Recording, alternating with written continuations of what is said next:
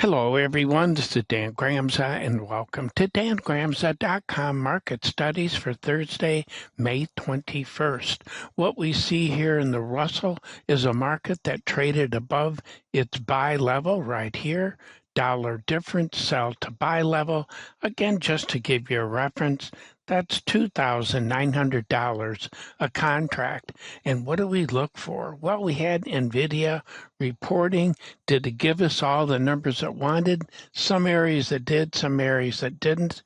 But my feeling is it's still a very positive marketplace and stock, and it's just beginning. There's a lot of ways to go for those type of manufacturing companies, I think, to the upside. But right now, in the Russell, it did trade positive. I do look for follow through to the upside in that market. And when we think about Mr. Yen breaking down, but it's changing behavior, traded above its buy level, closed below it. Dollar difference here in that market is $487.50. So the US dollar got weaker against the currencies, but nothing to write home about. And the issue we've had before with these currencies is the inability of the currencies to follow through, which means capital flows back towards the US dollar.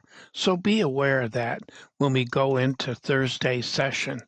When we think about the 10-year notes in this market, I should tell you about Bitcoin too. Bitcoin traded above its buy level here, and the dollar difference sell to buy level, again, just as a reference, that is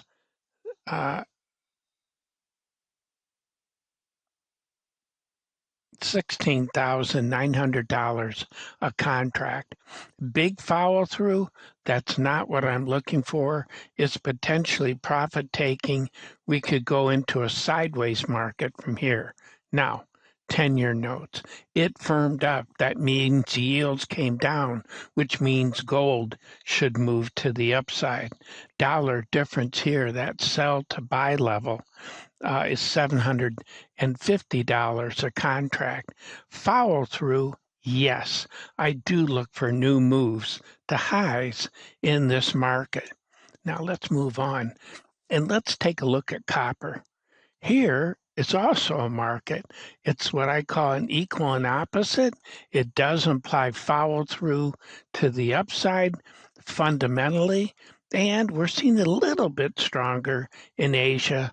Dollar difference sell to buy level in Mr. Copper, $5,750 a contract. Again, I think fundamentally, I do look for follow through to the upside. But when it comes to soybeans, we've cooled off a bit. Dollar difference buy to sell level in that market's $1,000 a contract. I don't look for a big day down or up in this market, but rather a sideways move. Potentially, it implies profit taking, and we would be looking for another leg to the upside. So be cautious on the short side. Well, those are my thoughts for today. Hope you found something helpful. Look forward to being with you again. And as always, take care.